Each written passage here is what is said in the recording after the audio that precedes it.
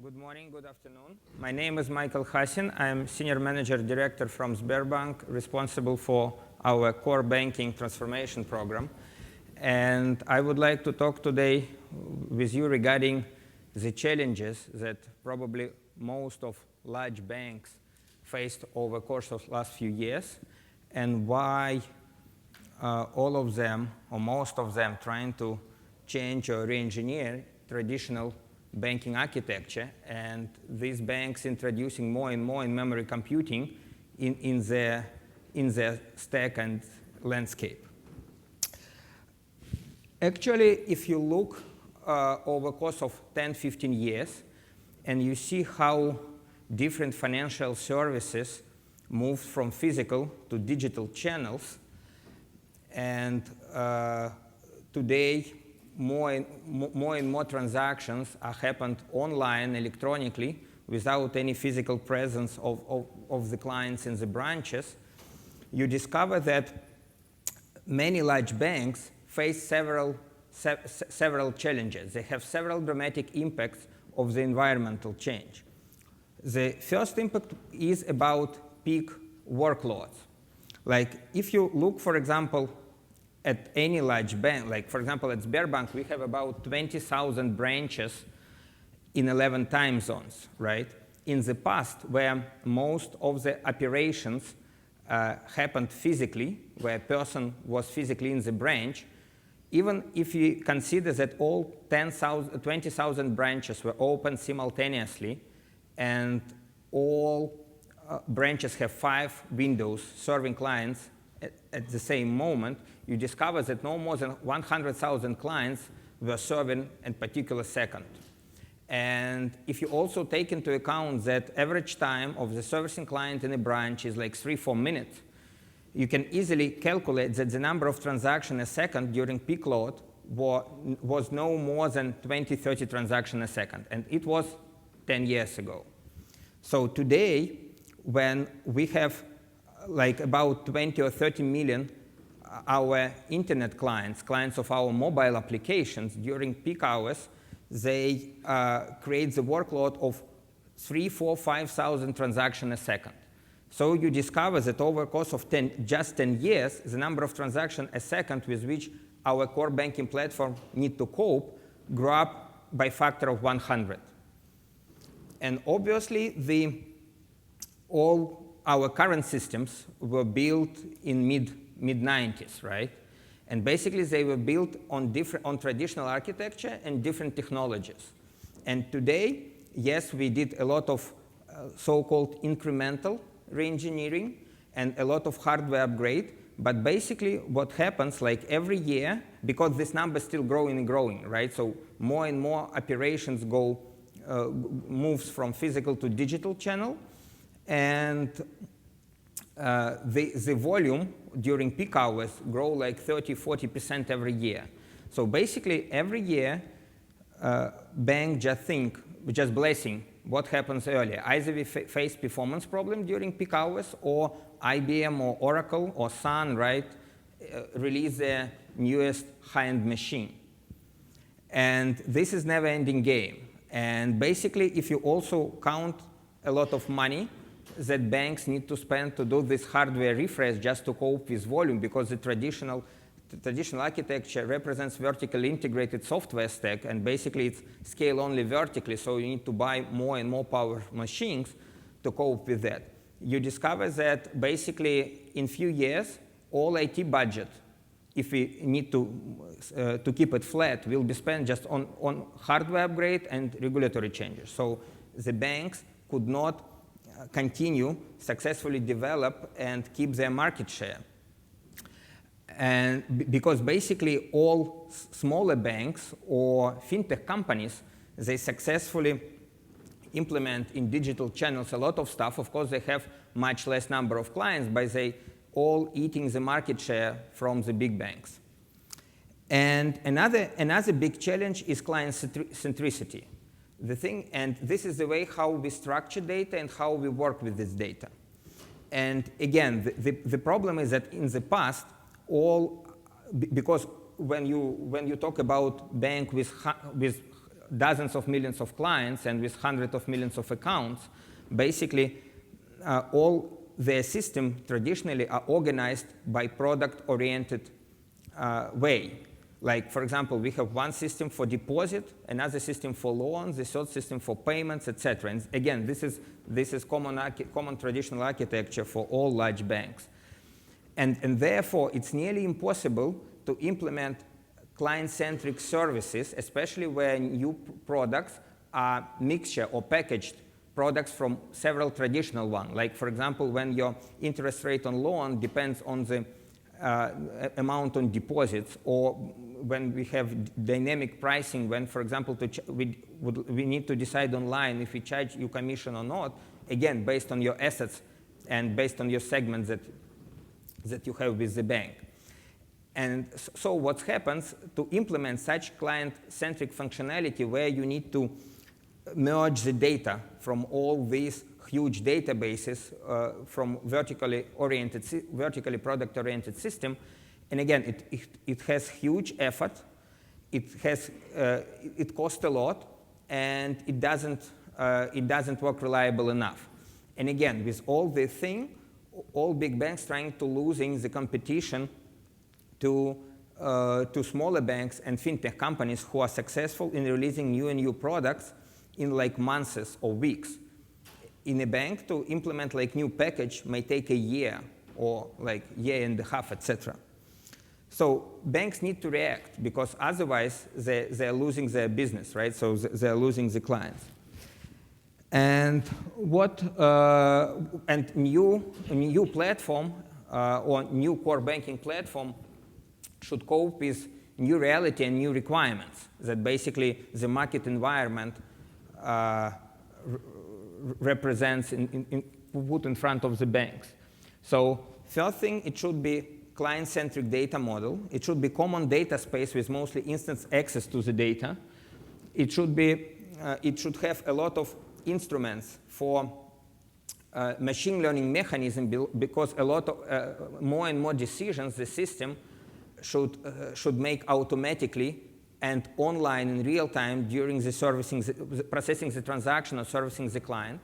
We should have open API because a lot of business model change. You know, currently banks or in internet bank, people wants to buy insurance. And insurance they buy from other partners, not particularly from the banks. Because once you build your internet bank on your mobile app, usually it becomes the single window for the client to the whole range of financial services. Either this particular bank supports the services or the bank partners with somebody else. But again, all these services should be available in single window, in single application to satisfy the client needs. Absolutely new horizons for performance. And as I mentioned today, like if we're building something new, obviously the performance we plan to support is like 30,000 or 40,000 transactions a second. And again, it's absolute requirement that the system should scale horizontally because in new reality, any vertical scalability is the path or way to nowhere. And again, availability, it should be 24/7. In the past, when I mentioned most of the operations happened in the branches, then if branches are closed, like on Sunday or public holidays, then the banks had the time for doing batch processing, end-of-day procedures, etc.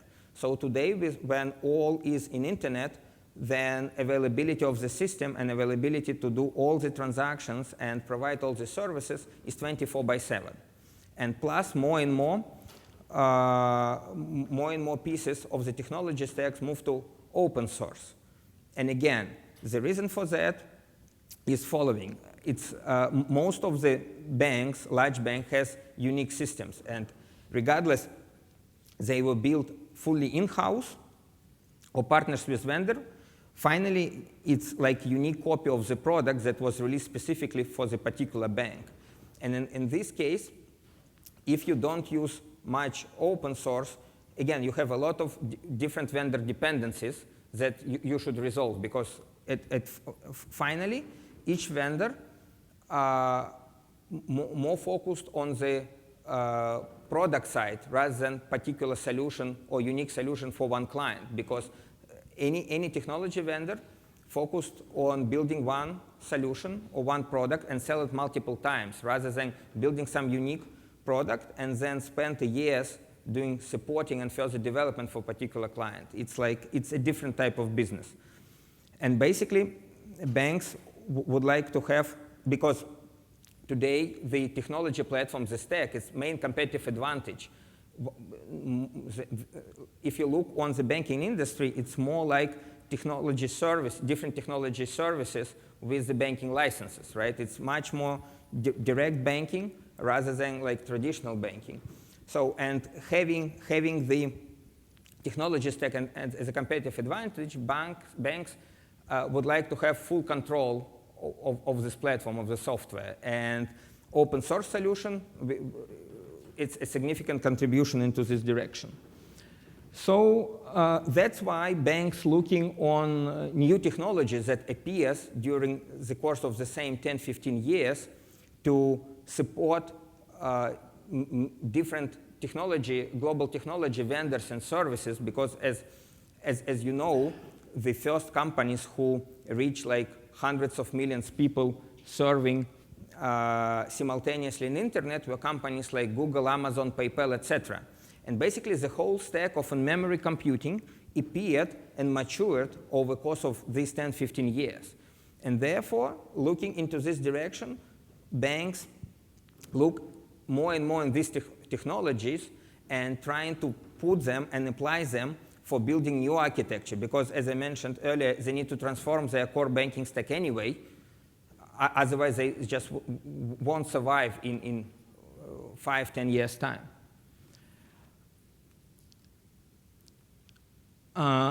Actually, what we discovered that talking about in-memory computing, there are two types of technology: in-memory databases and in-memory data grids.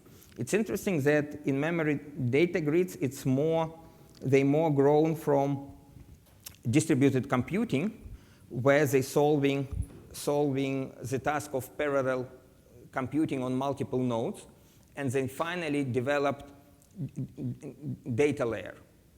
And in-memory databases, they originally grew from the fast data access rather than to distributed computing. And then try to scale horizontally by running multiple instances of these in-memory databases across multiple nodes. So my prediction is that very soon these two directions merge together, because if you look on the reality, like a lot of big retail companies, either banks or other ones, we need both. We need efficient in-memory distributed data layer that can cope with like hundreds and hundreds of terabytes of data, and we need very fast transaction processing on top of this data. So on this slide, this is our view on how we are building our new core banking platform. Basically, we split our vertically oriented software stack and platforms into horizontal layers, right? So on the top, you see United Frontend. This is omni-channel interface that can successfully serve our clients in any digital channels. And moreover, each functionality that we will put in place will be simultaneously available in all channels. So, and the next layer is computing layer or product layer, transaction processing layer. We need very fast transaction processing engines, or we call them product factories. Basically, the ones that produce process transactions on deposits, loans, payments, etc. And simultaneously, we need the data layer. And the data layer, this data should be in memory, because otherwise we can't achieve this performance target. And at the same time, as you know, the most efficient way is when the code that access the data and the data are on the same box. So basically, this brings us to idea also thinking about customer centricity, that we would like to have each node in our core banking architecture as a machine servicing particular list of clients. So it means that all client data to particular clients will be on this node. And this node will be able to process all transactions, everything that this list of clients needs.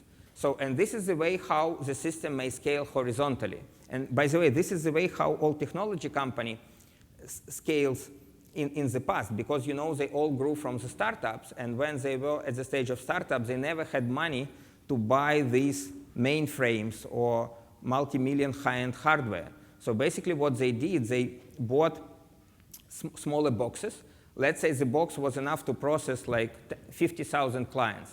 And then when the threshold was reached, and then they have, let's say, 100,000 clients, basically what they did, they put next box to the first one, and basically they have a lot of smaller boxes processing, let's say, 50,000 clients each, but they were trying to manage them to work as a single platform, single system, and build common data space between all these nodes to be able to have kind of single database of all this data. And this is the way how we are building and designing our new system. And then, of course, underneath you have like your data warehouse platform where you keep all the historic data. So what we did, to start doing this implementation, we need to write the pilot, to implement the pilot. And on this slide, I present the architecture of the pilot core banking platform that we built to test on different in-memory computing technology to make the choice before we proceed with the program at full scale. So we have one primary node for each transaction processing engine. We have one primary node and two backup nodes. And so basically it's like triple resilience, right? And what we did, we upload about all our accounts, like 900 million of accounts, and trying to measure how of existing in-memory data grids can cope with such volume and how efficient they were with transaction processing. So we did a number of different tests with this pilot. We use our deposit system as an example for the pilot. So we actually used up to 8 active nodes, and we achieved like great performance result. So basically, if we talk about like, as I mentioned earlier, right, in transaction processing, today we fight for 3,000, 4,000, 5,000 transactions a second. And this is on high-end IBM machine working in 3-node real application cluster mode, right? So on 8 x86 nodes within memory data grid, we achieve 30,000 transactions a second. So 10 times better performance than with our legacy system. We also did a number of tests based on fault tolerance and trying to see how the system behaves when some nodes goes down, and also measured some other critical for the performance operations like interest rate calculations, etc. And based on the results, we did our choice from technology perspective. We selected GridGain as a platform for both our in-memory database layer and in-memory compute layer.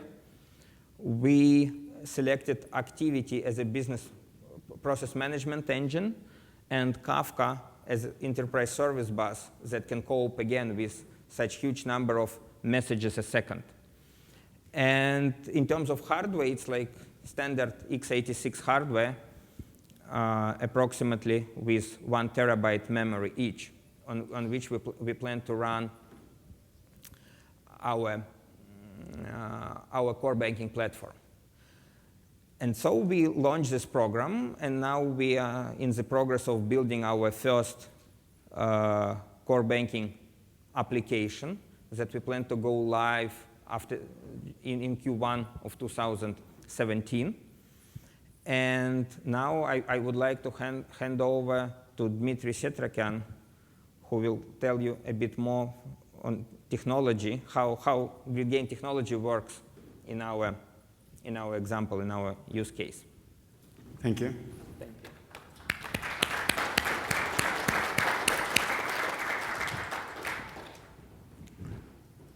So my presentation is actually going to reload, and I think we'll have a Q&A session at the end for Mike and for me together. So save some questions that you want to ask Mike, and we will allocate about 10 minutes.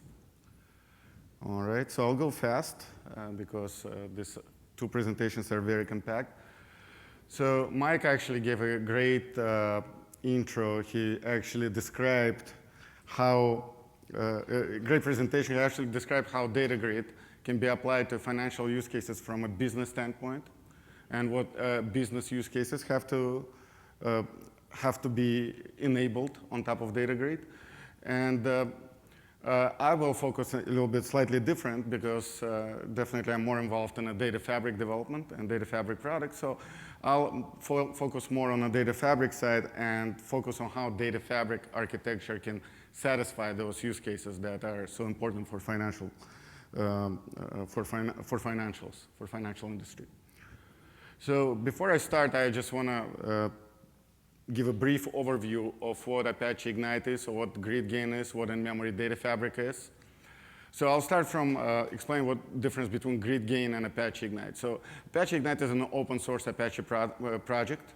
It has a very active community, very active user list. It's developed under the umbrella of Apache Software Foundation, and essentially belongs to community. Pretty much right now, there are plenty of contributors, plenty of people participating on dev list, on user list. So it's a healthy, fast-growing project in Apache family. GridGain, at GridGain, we focus on providing commercial components on top of Apache Ignite. So most of the components we provide in GridGain, we don't change Apache Ignite at all. We just enhance it. We add security capabilities. We add management and monitoring capabilities. We add cross data center application, cross rolling upgrades, and et cetera, et cetera. So most of the functionality that we add, first of all, it's probably a configuration change. So if you already started off with Apache Ignite, you would be able just to switch over and configure GridGain features on top of it. So most of the features have to do with security, management, and 24/7 availability of the cluster. So what is InMemory data fabric? The main goal of InMemory data fabric is to improve performance and scale, the performance and scalability of your application. And we do that by providing a collection of in-memory components. All of those components are independent from each other, but all of those components serve a common goal. They will, in one way or another, for their use case, they will improve either performance, scale, or both.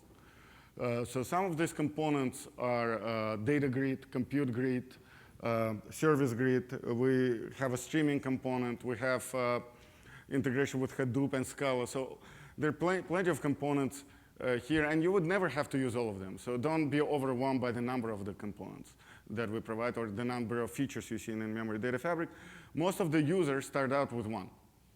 And as you start out with one, you maybe actually find a use case for another. And maybe down the road, you'll use more.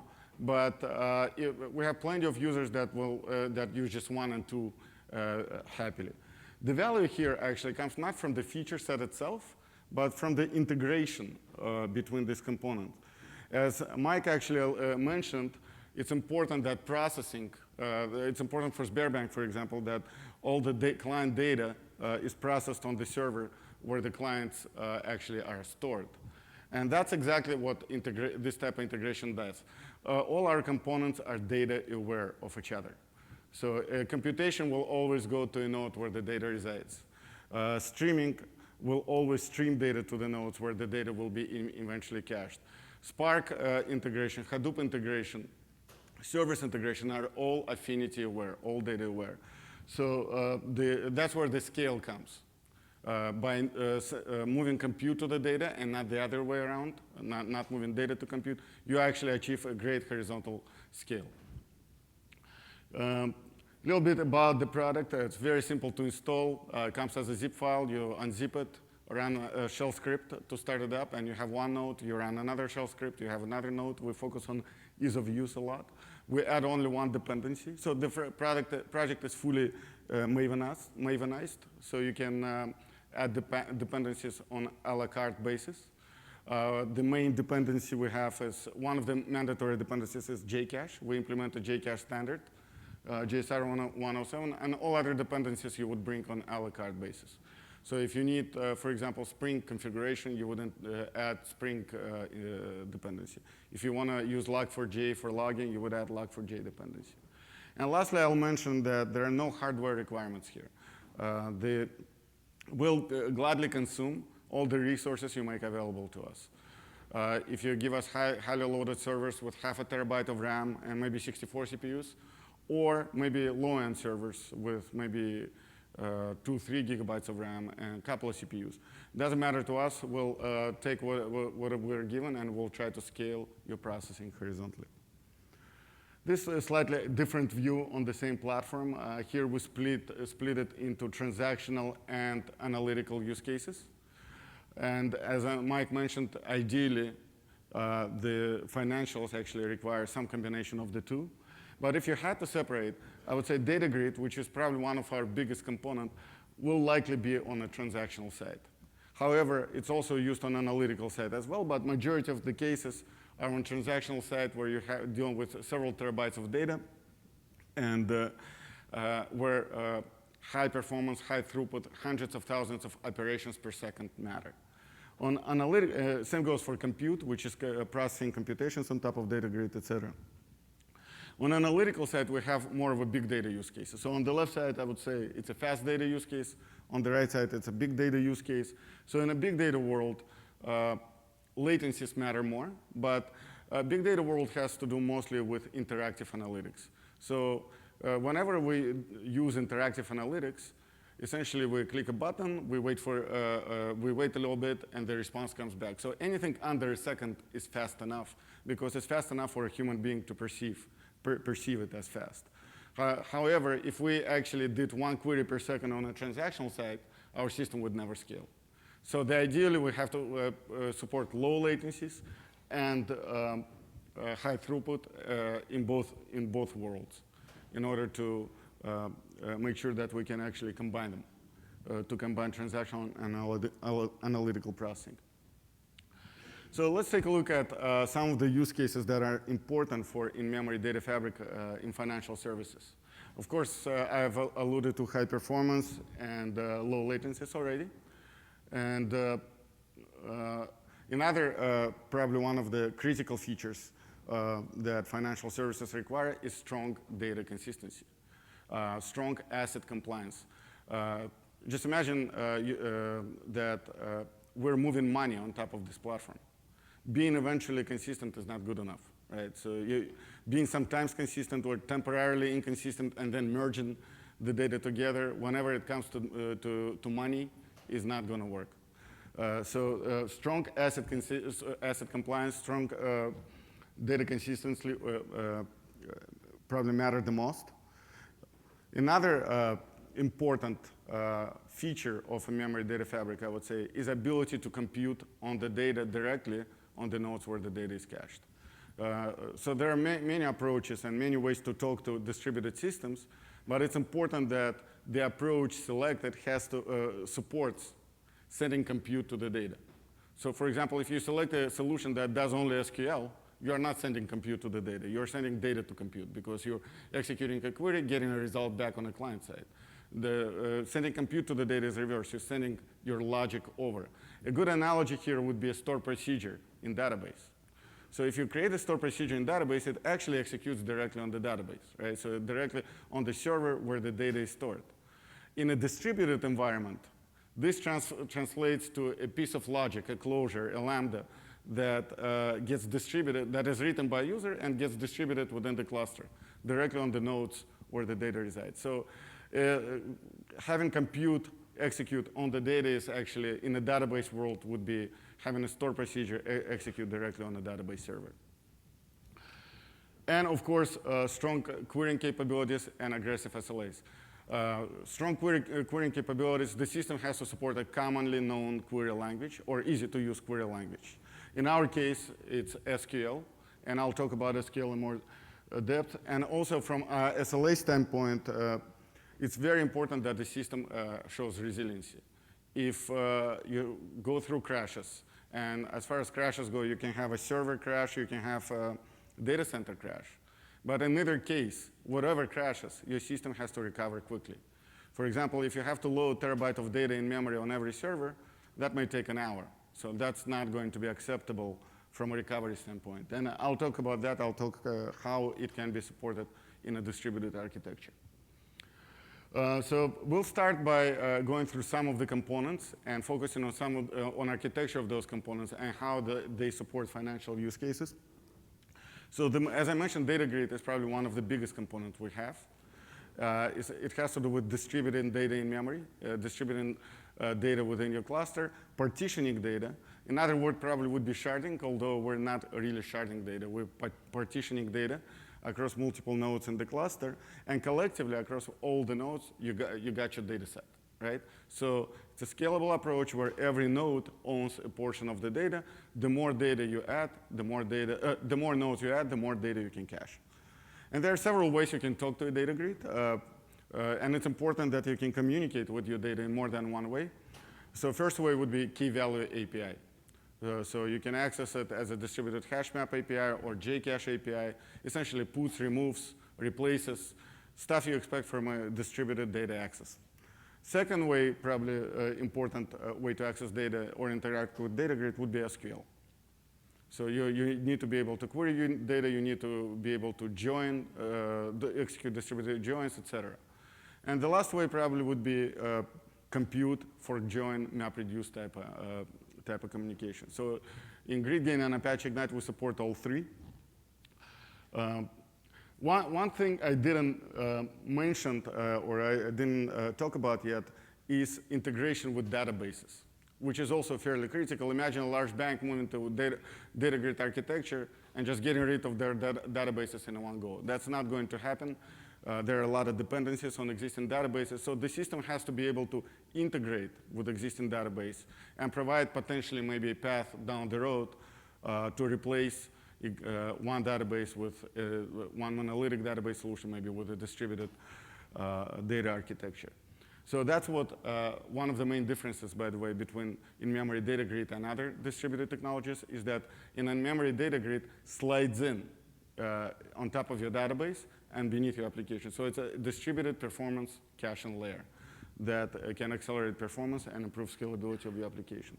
And whenever data is updated in application, it has to be written through to the database. Database becomes part of the transaction that happens in memory. It's all or nothing.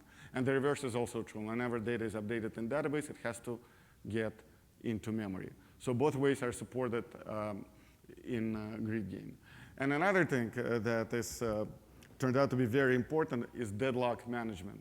How many of you actually heard about deadlocks and know what deadlock is? All right, great. So you probably know how difficult it is to debug deadlock situations in a distributed environment. Essentially, imagine a team, imagine 5,000 developers all coding and writing to different APIs that have to do updates within in-memory data grid. So if you ask people how do you avoid deadlocks, the most common answer would be you just access the data in the same order. This way the locks are acquired in the same order. Deadlock will never happen.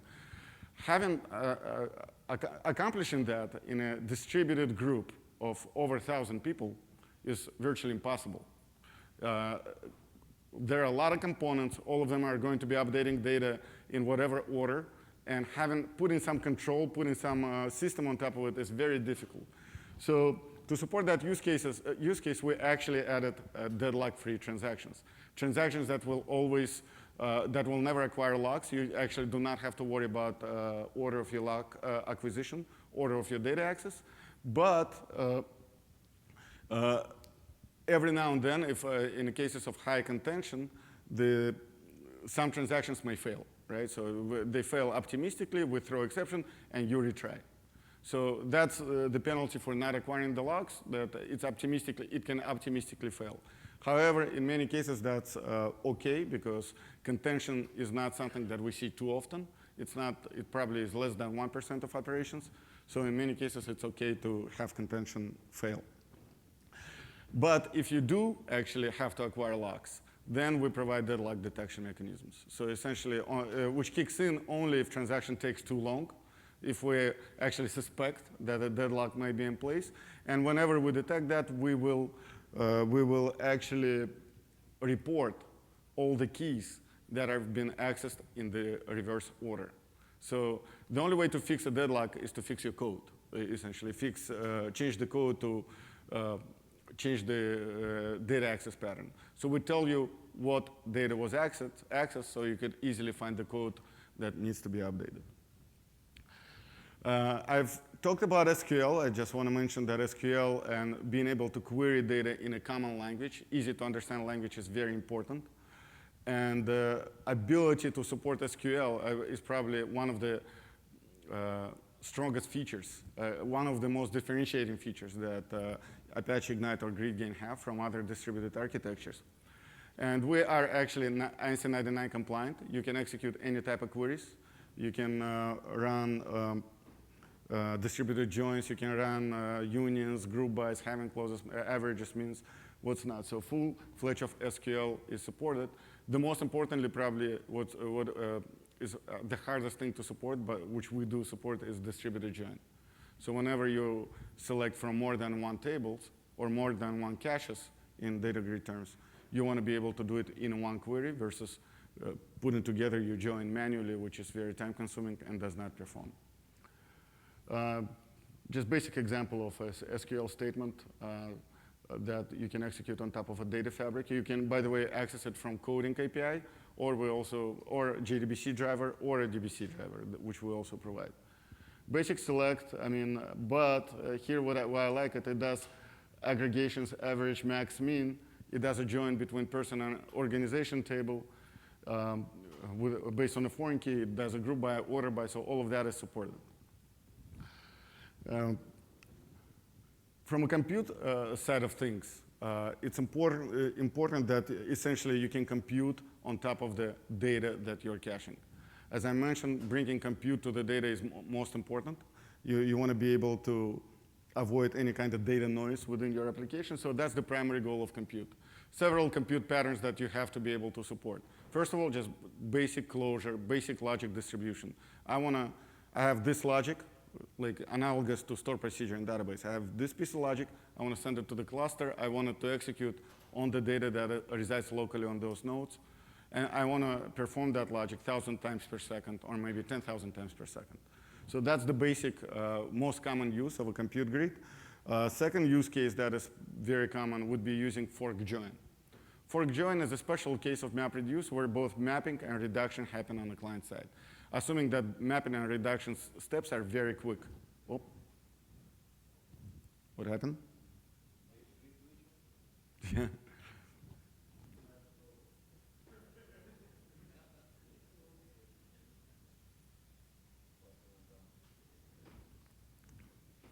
There you go. Did battery die?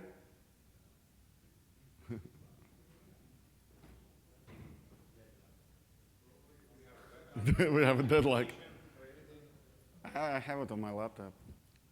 Oh, there it is. They're going to bring it up.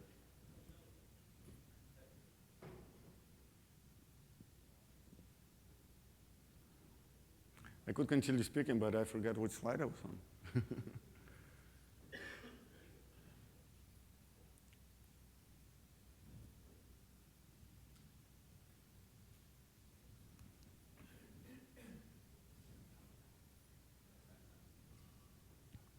All right. OK, I was here. Thank you.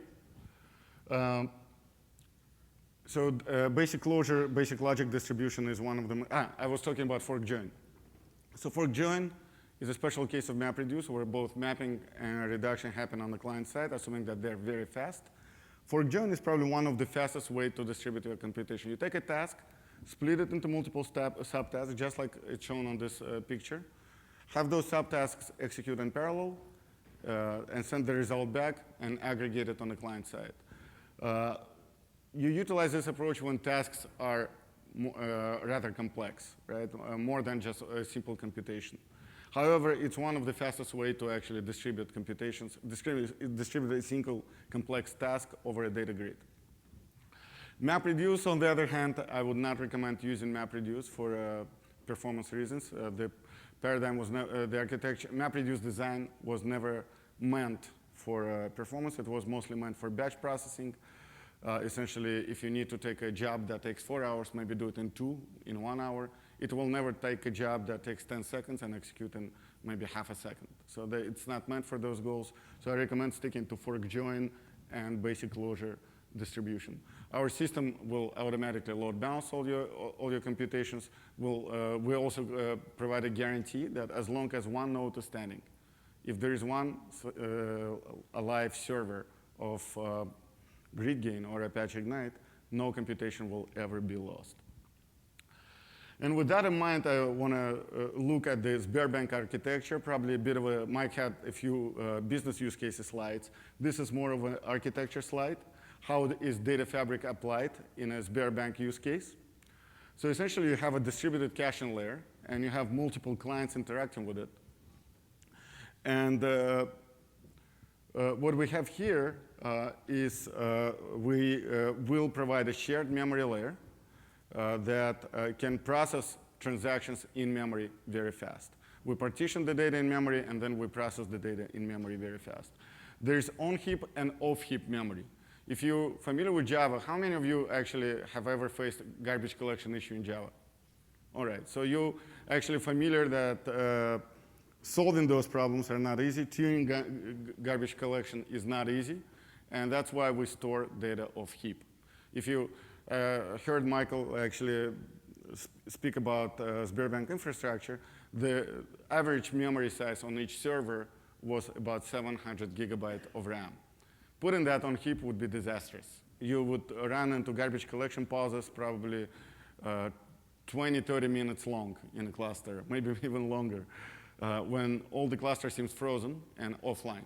So obviously not good for any type of reasonable SLA, and that's why we provide off-heap storage.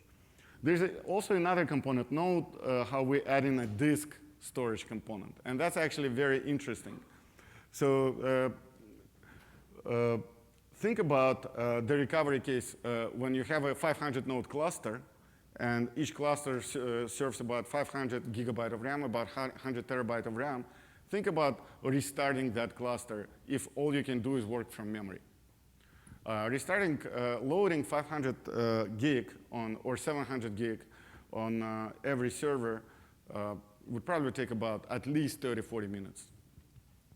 And of course, again, not good for any type of SLAs. The system has to be able to recover immediately. So to solve that, we need to actually make it available to work from disk. And that actually changes the way we look at the world. Now we actually have an in-memory layer.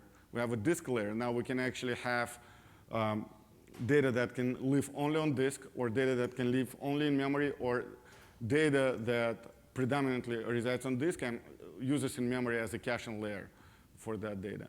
And here you can actually now support gigabytes, terabytes, and petabytes of data, depending, of course, petabytes would actually mostly be on disk. So that's the architecture that is ideal for Sberbank, and essentially that's what brings me to talking about Lambda architectures, or combining fast data and big data. How many of you actually have heard about the term Lambda architecture? So essentially, Lambda architecture is a way to combine, essentially, in simple terms, a way to combine performance and huge amounts of data into one platform. You maintain a smaller operational set on which you perform fast transactions, and you also maintain a larger historical set on which you can run your analytics. And ideally, the system should support both. So that's what, there are different names for this type of architecture. There is a converged data platform, then there is Lambda Architecture. Gartner came up with the term hybrid transactional and analytical processing, HTAP, which I'm not sure I like the way it sounds, but it also means the same thing. It essentially means that you have to be able to compute and have to be able to transact on data that is operational, that is being transacted on right now, mission critical data, together with historical data that is maybe 10 years old. Ideally, you should be able to query between operational and transactional data, and ideally, you should be able to transact on both. So you could actually involve some historical data together with operational data in some queries or some transactions together. And that's what this Lambda architectural converged data platform should support. And from a SLA standpoint, now imagine the restart. Right now you have all these terabytes of data on disk. When you restart, system can start operating directly from disk. You do not need to load the data back in memory to start operating on the data.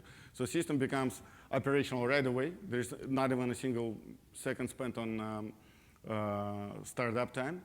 And as it goes, it begins to warm up. Slowly but surely, all the data actually that is being accessed will end up in memory. And we give all the knobs to turn to make sure that user can control what's in memory, what's on disk. So eventually, the system will start accelerating as it gets used more. But it goes online immediately upon any kind of crash, be that a single server crash or a whole cluster crash or a whole data center crash. Once you restart, the system is operational immediately from disk. So that's the architecture we're moving towards.